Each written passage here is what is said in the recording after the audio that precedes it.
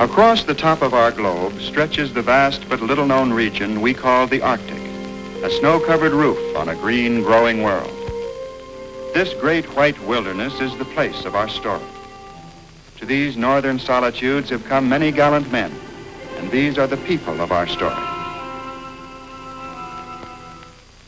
According to history, one of the first to come was a Greek named Pythias. 300 years BC, he sailed a flimsy, skin-covered boat deep into the Arctic seas. But the records of where he went have long since been lost in the mists of time. 1,100 years later, Eric the Red brought his Viking ship to the shores of the great subcontinent, Greenland. The Norsemen established colonies here. Centuries passed. And when the seafarers came again to the frozen north, it was on a different mission. These men, John Davis, Martin Frobisher, Henry Hudson, and many more, were all looking for a northwest passage. Each of these explorers, in turn, pushed farther back the frontiers of the Arctic, and so did the men who set out to find the North Pole. From all the gallant pioneers, we learned much. But today, the far north still holds many secrets. Perhaps most important is the riddle of the Arctic storm. For the weather that's made in the Arctic affects shipping and air travel throughout much of our modern world.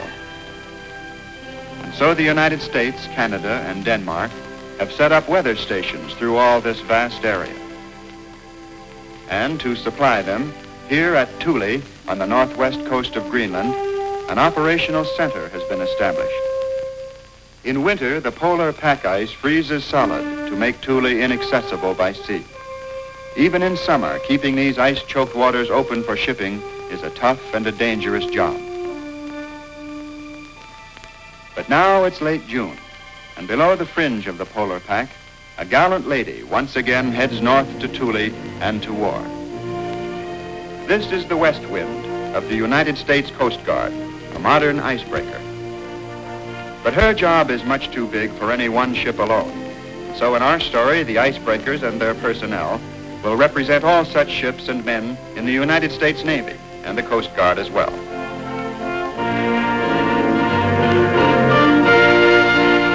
To the West Wind, ice in any form is the enemy.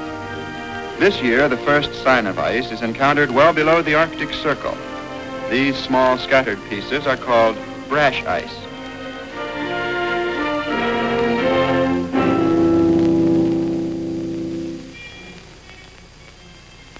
Soon the ship's radar picks up something more sizable, flowbirds, formed by the piling up and freezing together of pack ice. The real heavyweights of the north, however, are icebergs. These huge masses break off from glaciers. Some weigh millions of tons and are several miles in length.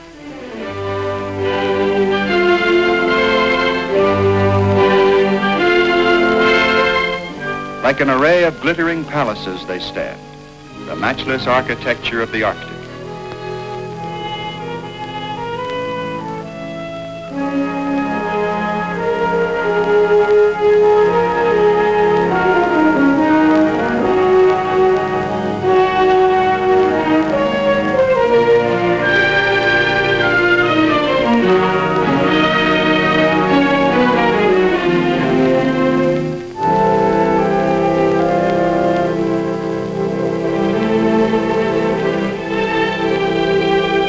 Here's a phenomenon rarely seen, the Arctic mirage.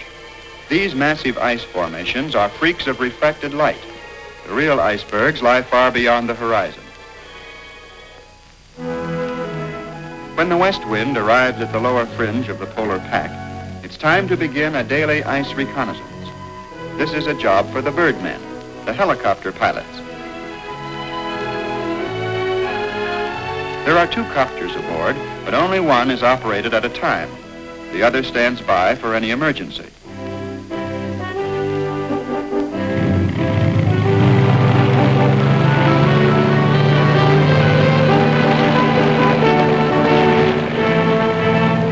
Right now, ice conditions are fairly good.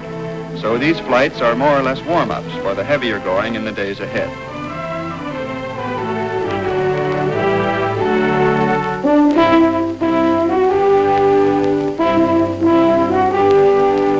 Primarily, the job of the helicopter is to look for leads, lanes of open water that lead to larger clearings called lakes. It's in these lakes that the icebreakers find room to maneuver.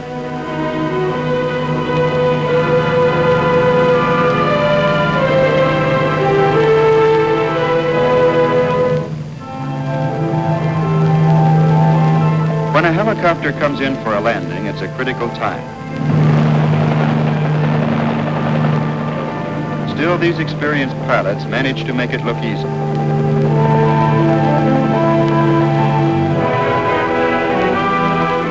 As the days pass, flights become more frequent. With the helicopters to point the way, the west wind makes good progress, and at last finds journey's end in North Star Bay, the harbor at Thule.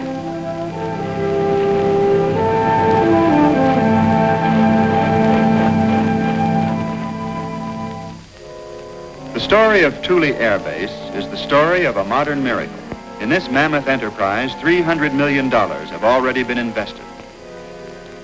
Thule means the end of the earth, and it deserves the name. The average temperature here is 22 degrees below zero. The ground is permafrost, frozen earth, solid to a depth of 2,000 feet. Construction is possible only in summer, and yet Thule was built in less than 3 years. It includes a 480-acre town, and of course the air base itself. There are 2 miles of airstrip and hangars for all kinds of aircraft. The jets are radar equipped and fly regular patrols throughout the Greenland area. But now in North Star Bay, the west wind is beginning a patrol of her own.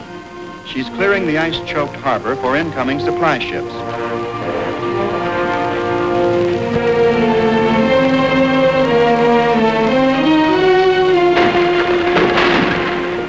As she crisscrosses the bay, cutting up the ice pack, she acts as a sort of handmaiden to nature, who in turn will supply the wind and current to sweep the harbor clear.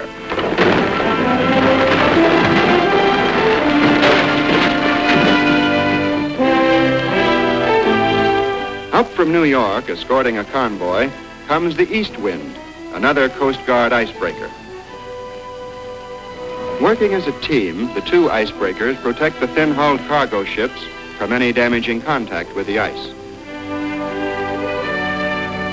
And it's only a matter of hours before the last supply ship finds safe harbor. It's the job of the icebreaker's personnel to fly all kinds of ice reconnaissance, and now a trip is made to nearby Wolstenholme Glacier. Since a glacier is the birthplace of icebergs, this reconnaissance is very important. Oftentimes, the skipper himself will act as observer.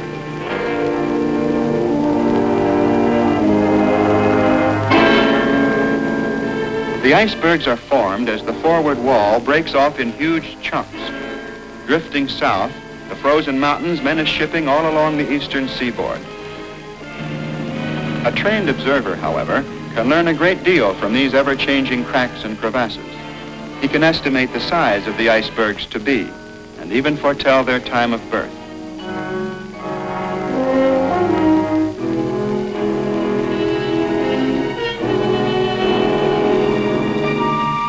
For safety, 2 helicopters fly these missions. One ship alone, forced down in this frozen chaos, might never be found again. Like a crystal crazy quilt, the glacier covers the land.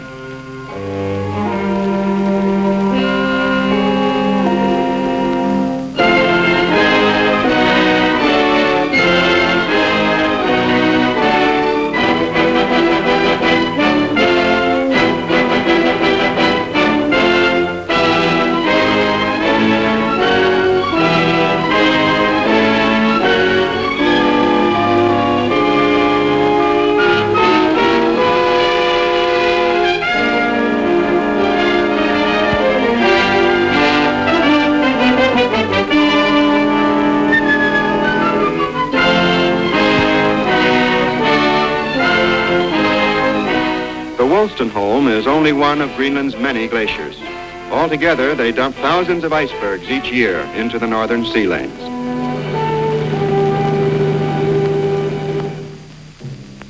In her busy summer schedule, the icebreaker faces one job that is especially difficult and dangerous. It's called Operation Alert. And since it will feature an all-out battle with the polar ice pack, the strategy is always carefully planned. First, another ice reconnaissance flight is made, this time to the top of the world, to the North Pole. Along the way, ice conditions will be observed in the Kane Basin, its adjacent waters, and in the Arctic Ocean, birthplace of the ice pack. Then, if conditions are favorable, the icebreaker departing from Thule will try to penetrate the pack ice to a distance of 400 miles, carrying supplies to a weather station here at Alert on the tip of Ellesmere Island. But now from Thule Air Base, the ice reconnaissance plane is just taking off.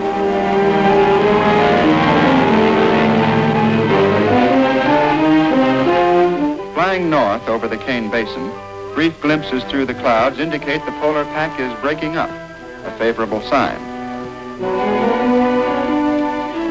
Still farther north, the pack is more consolidated, but it's old ice and will offer little resistance to an icebreaker.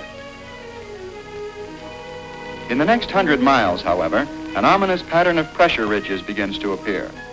The ice here will be steel hard and as much as 50 feet thick.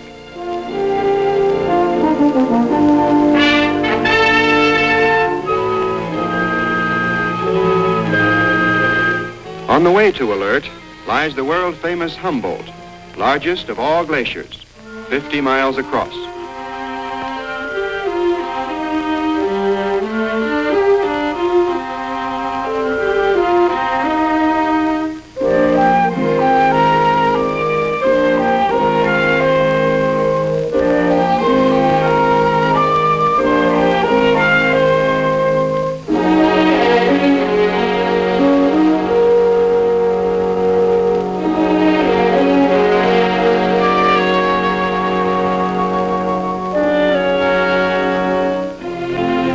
In sudden contrast, a spot of green, and this is the weather station at Alert, the most northerly place on Earth inhabited by man.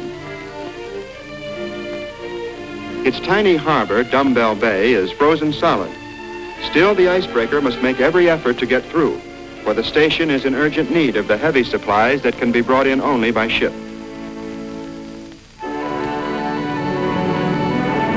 The plane makes one more pass over the station, then sets its course due north for the pole.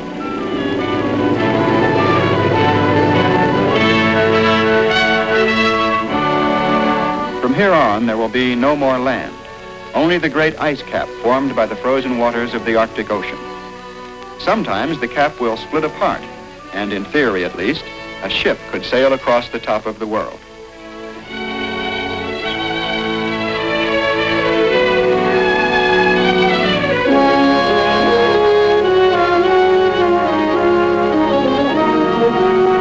The plane is approaching the North Pole now. On a previous pass, a smoke bomb has been dropped. And there it is, the top of the world.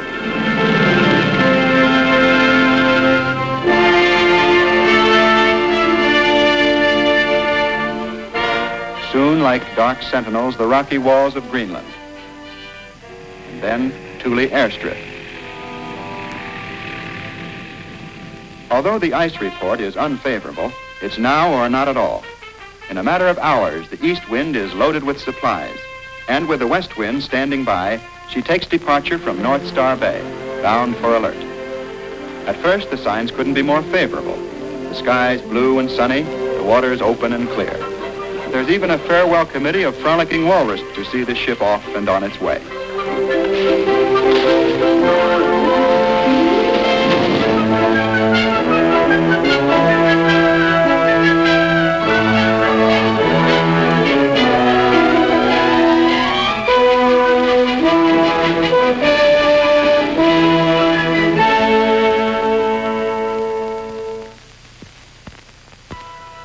During the first 3 days, 300 miles pass under the keel. Sometimes fog closes in, but it's only for brief spells.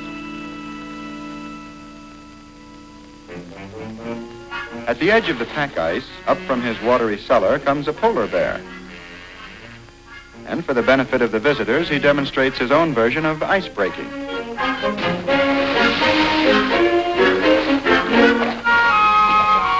These frigid waters would paralyze a man in a matter of minutes, but polar bear fur is insulation against just about anything, except a flying windmill.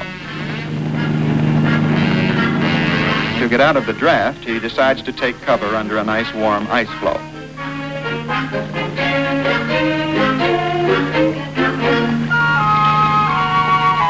Of course, eventually, the bear needs air, and when he comes up, he gets it.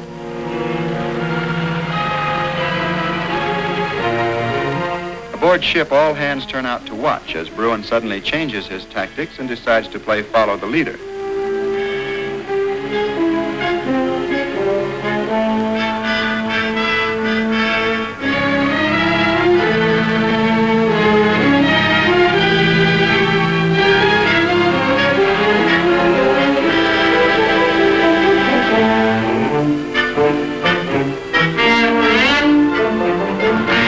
Since time is critical, as soon as open water shows up ahead, the polar bear is left far astern to roam his frozen islands in peace and solitude.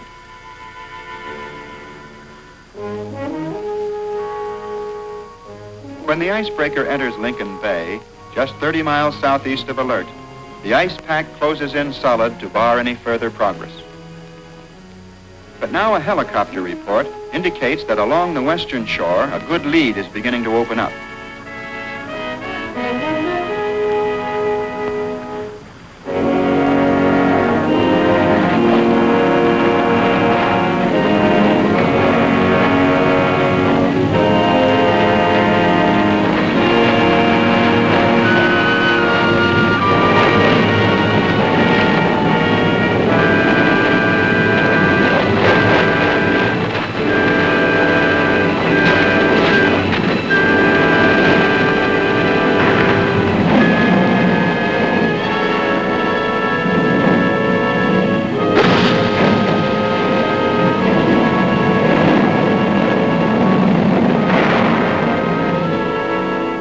Following a shore lead is risky.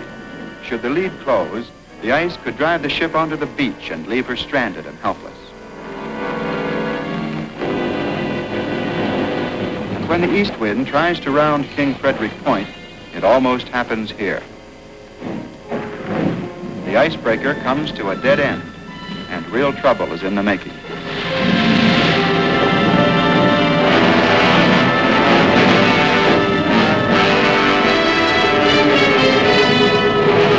Backing off, she must change her tactics now and somehow fight her way back into mid-channel, where she'll have sea room.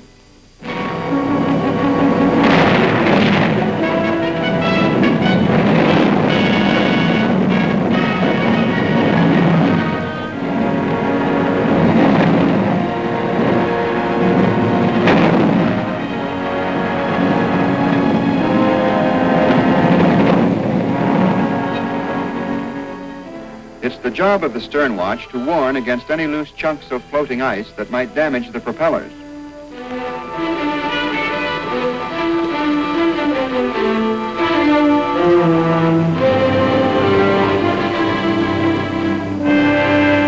In the engine room, the RPM mounts higher and higher. Now something has to give. The ship smashes hard into a pressure ridge.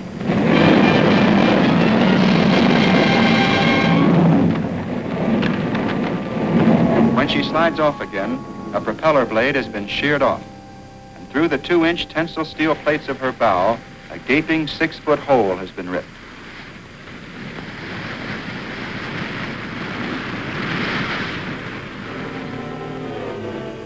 When the chief checks the damage, he finds the ship is unable to proceed any further.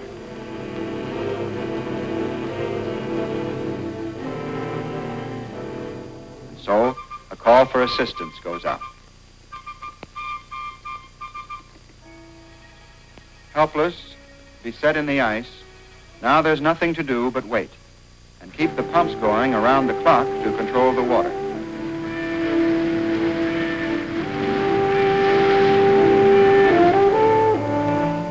ice conditions are so bad, it takes more than a week for a rescue ship to penetrate the pack. But the icebreaker West Wind finally makes it.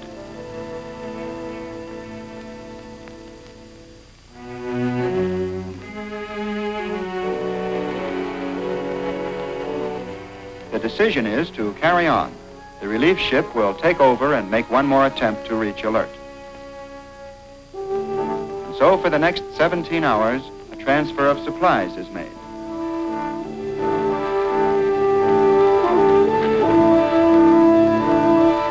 And altogether, 180 tons are moved from one ship to the other.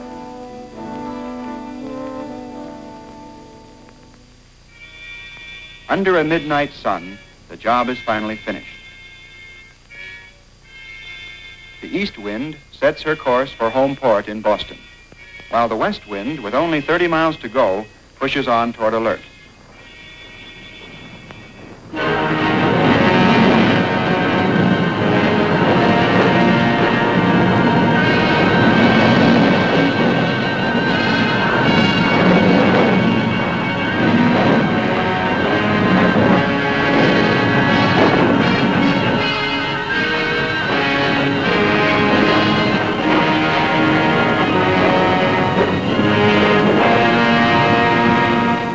With the morning, Mushroom Point is sighted.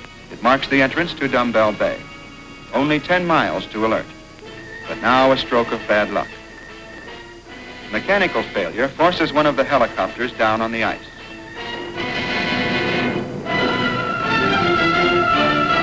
It's an unbreakable rule that the helicopters must always operate in pairs, and so damage to one automatically prevents the use of the other. In the next 10 hours, the icebreaker gains only a single mile toward its objective.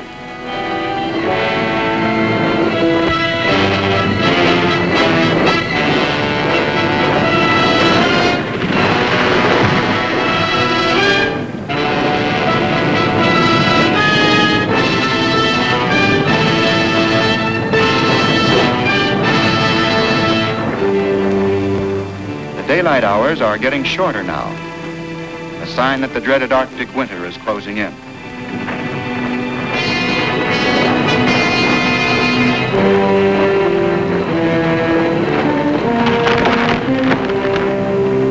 Then, with only 7 miles to go, time, the icebreaker's luck, and the last lead of open water all run out at the same time.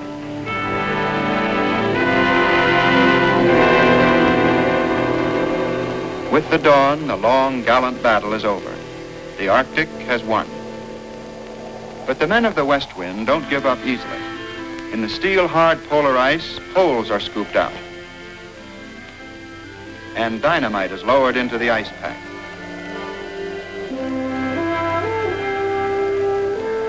When these hot pockets have been set up all around the ship, there's enough TNT in the vicinity to wipe out a city block. But when everyone's safe aboard, and the charges are touched off,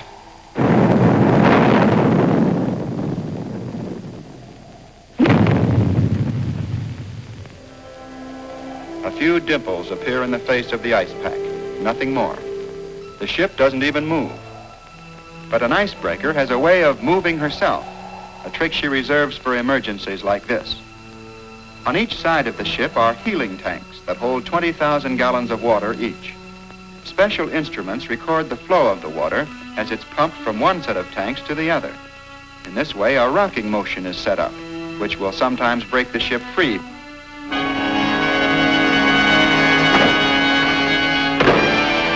It's a good trick, but this time it doesn't work.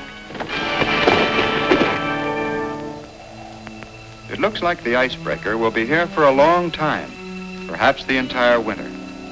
But aboard ship, instead of gloom and despair, there's music in the air.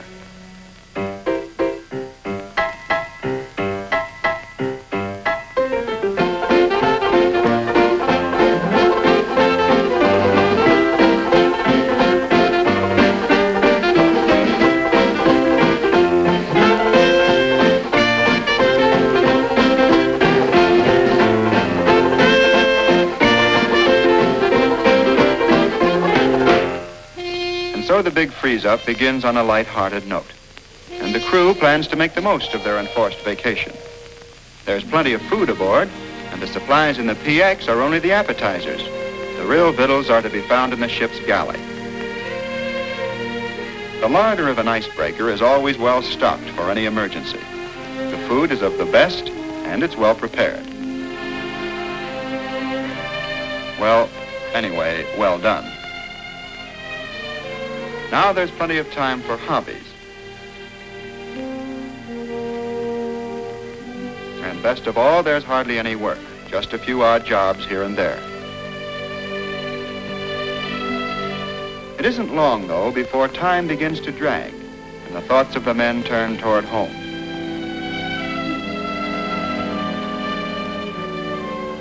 Soon, a sort of listless quiet settles over the ship, and beneath the quiet, an undertone of apprehension begins to grow. For the ship's radar, used now to take bearings on the neighboring coastline, has revealed that a great section of the ice pack that holds the ship in bondage has broken loose.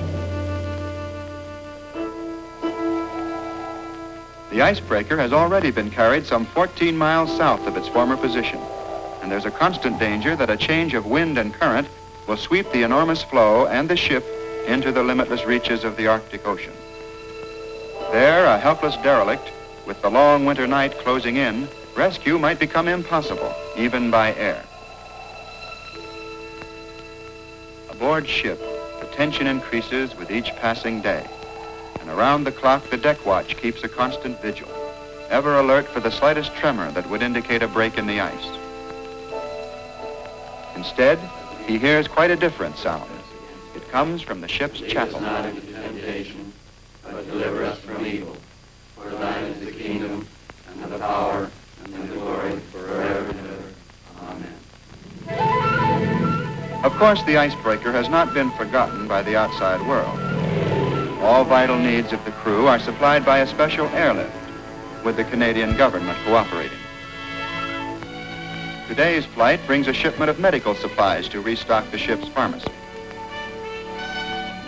And in Washington, a plan is going forward to evacuate the crew by helicopter. But all plans become needless when a miracle is in the making. Suddenly, without any warning, there's a splintering crack.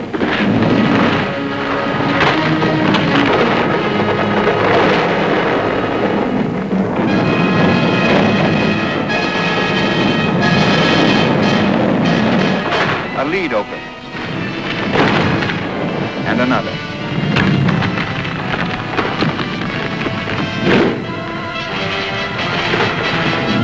This is one of the whims of the Arctic for which there's no explanation. By nightfall, after being a prisoner for weeks, the icebreaker is free again. But the way lies open only to the south. Until next year, the weather station at Alert will be supplied by airlift.